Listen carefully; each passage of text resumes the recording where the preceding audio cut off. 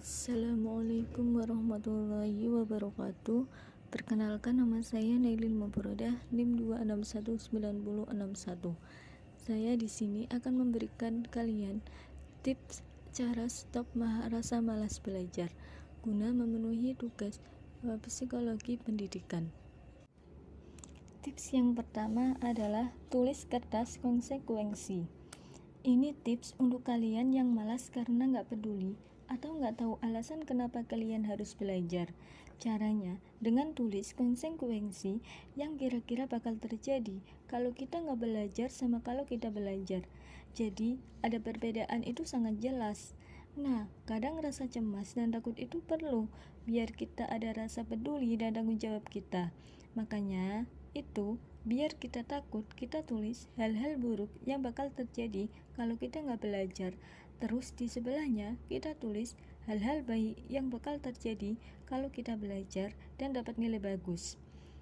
Lalu sisi kanannya ini sebagai penyemangatnya. Tulis rasa takut kamu dan motivasi belajar kamu sebanyak-banyaknya biar makin efektif.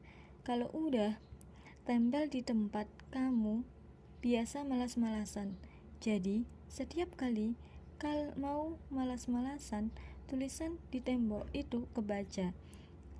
Dan semoga jadi mikir 2 kali kalau mau malas-malasan, dan semoga saja biar sadar dan mendorong diri untuk belajar. Tips yang kedua, buat goals atau tujuan.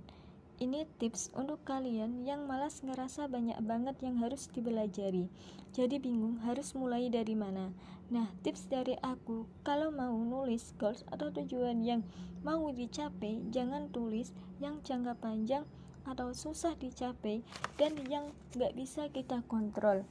Yang gak bisa kita kontrol contohnya universitas. Nah, keterima enggaknya tergantung saingan-saingan kita nanti, ketentuan sananya. Kalau kita pakai ini, jadi goalsnya ya jelas kalau misalnya nggak terima atau nggak tercapai, kita bakal kecewa. Lagian kalau goalsnya kita tuh terlalu tinggi atau susah dan realistis, ada kemungkinan ujung-ujungnya kita bakal putus asa sama goalsnya dan malah tambah malas. Yang lebih baik kita tulis goals yang ada hubungannya langsung sama diri kita sendiri. Contohnya, selesai ngerangkum sebelum hari Minggu, baca buku minimal 2 jam sehari, dan lain-lain.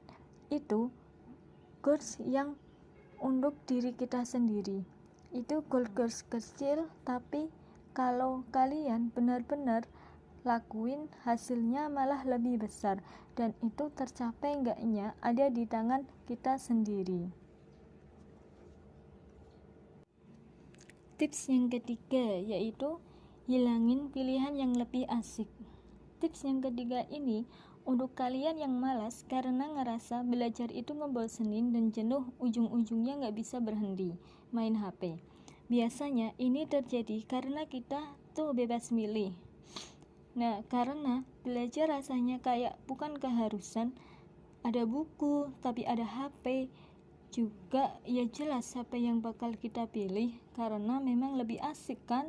Nah, cara yang paling ampuh untuk nyelesain masalah ini ya dengan cara ngilangin pikiran yang lebih asyik, yaitu main HP. Jadi mau gak mau kita belajar, insya Allah lama-lama jadi kebiasaan. Kalau kita suka terganggu gara-gara HP, matikan HP untuk beberapa jam atau singkirkan HP sejauh-jauh mungkin biar kita mager ngambilnya. Atau kalau memang butuh HP-nya untuk charging, kita hapus aplikasi yang selalu buat kita malas belajar. Nah, untuk membuat proses belajar kita lebih seru, kita bisa membuat rangkuman yang lucu pakai alat tulis yang kita suka. Lalu siapin snack di meja belajar dan pakai teknik-teknik belajar yang berbeda-beda. Tips yang keempat adalah belajar sama studi partner atau sahabat. Ini tips untuk kalian yang suka ngerasa kesepian belajar sendiri dan gak bisa berkomitmen untuk tetap lanjut belajar. Cari teman di kelas atau mungkin sahabat kita di kelas yang rajin belajar. ajakin dia untuk belajar bareng tapi online, tapi yang ada di vid call-nya kita berdua aja, kita sama teman belajar kita, karena soalnya kalau rame malah lebih susah untuk fokus. Kalau kita belajar sendiri kan kadang kita ngantuk, ketiduran, main HP dan lain-lain. Nah, makanya kita janjian sama teman belajar untuk saling ngechat sesekali, saling nanya lagi belajar bagian mana, lagi belajar atau enggak. Soalnya kalau kita tahu ada yang ngawasin, dijamin belajarnya lebih serius. Tapi ingat, harus sepakat dulu kalau kita nggak bakal ngobrolin hal lain selain tentang belajar.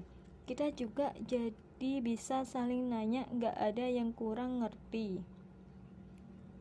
Bagusnya 30 menit belajar masing-masing dulu tanpa bersuara, terus istirahat 5 menit untuk ngobrol, jangan dipakai untuk main HP atau sosmed. Habis istirahat lanjut lagi belajar 30 menit. Aku suka cara ini karena sambil vid callan kita bisa sambil lihat waktu udah berapa lama vid call-nya. Jadi setiap hari bisa nentuin mau belajar berapa jam sesuai yang biasa dilakuin. Tips yang terakhir yaitu belajar online. Ini tips untuk kalian yang malas gerak atau malas baca buku. Solusinya cari video pembelajaran di YouTube atau di aplikasi-aplikasi belajar online. Misalnya, kita kesusahan matematika tentang fungsi kuadrat. Cari aja video tutorialnya di YouTube, nanti keluar banyak banget. Ada orang-orang yang visual loh yang benar atau pelajar yang visual. Jadi bagi kita belajar kalau ada gambarannya itu jauh lebih efektif. Juga kalau belajar pakai teknik visual itu kita bisa menggunakan inversion teknik.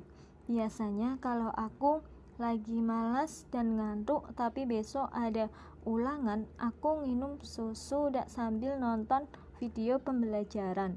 Soalnya kadang aku nyadar kalau aku malam-malam nulis atau baca buku, informasinya kadang gak masuk ke dalam otak. Kalau di video pembelajaran kan ada yang ngejelasin ke kita tuh, makanya aku lebih suka pakai cara ini untuk malam-malam. Ini tips cara stop rasa malas belajar saya. Apabila dapat menghibur atau membantu kalian, jangan lupa like videonya dan share ke teman-teman kalian. Terima kasih, semoga bermanfaat. Billahi taufik wal hidayah. Wassalamualaikum warahmatullahi wabarakatuh.